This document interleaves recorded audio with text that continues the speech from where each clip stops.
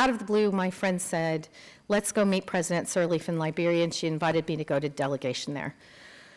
Well, Liberia in 2006 was about 2 months after the inauguration of the first orderly elected president since the end of a long, long civil war. There were bullet holes in everything.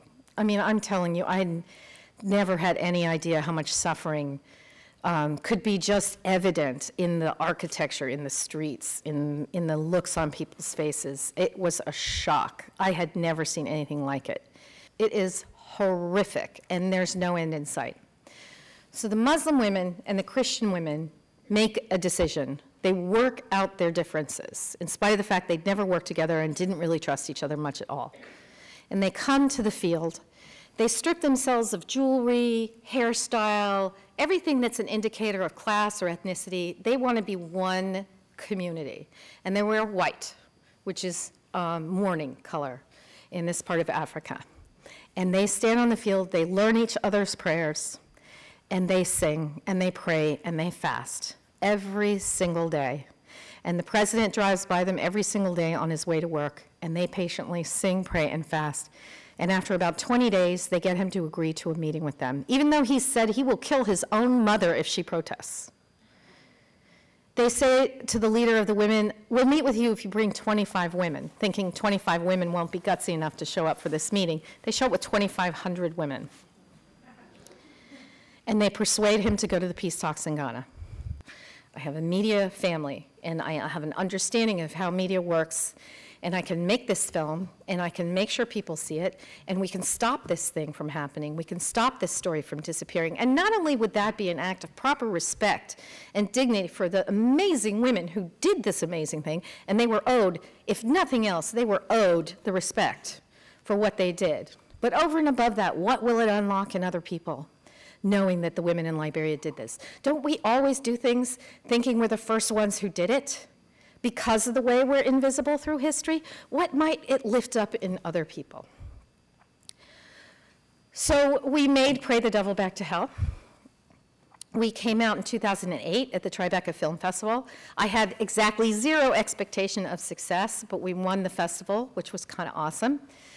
Robert De Niro hugged me.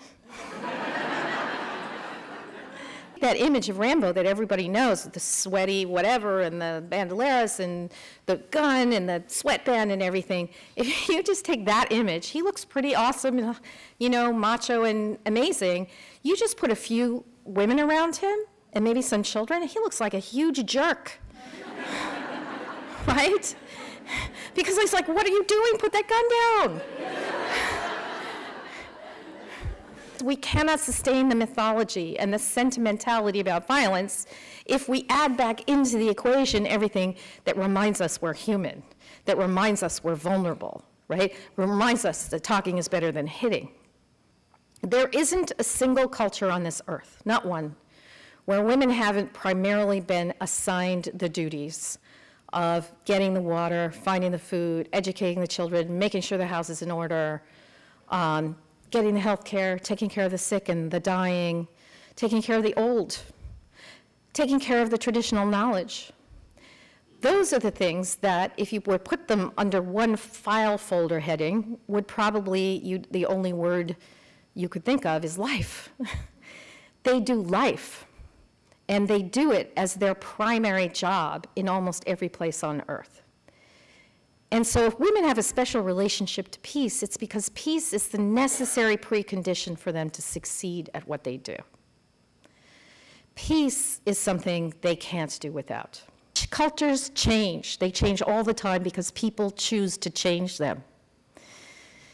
And we can build a culture of peace in this country. Peace is loud. Peace is a verb.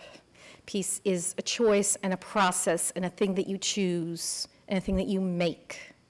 And it's possible for all of us to choose to make our communities peaceful ones. Thank you.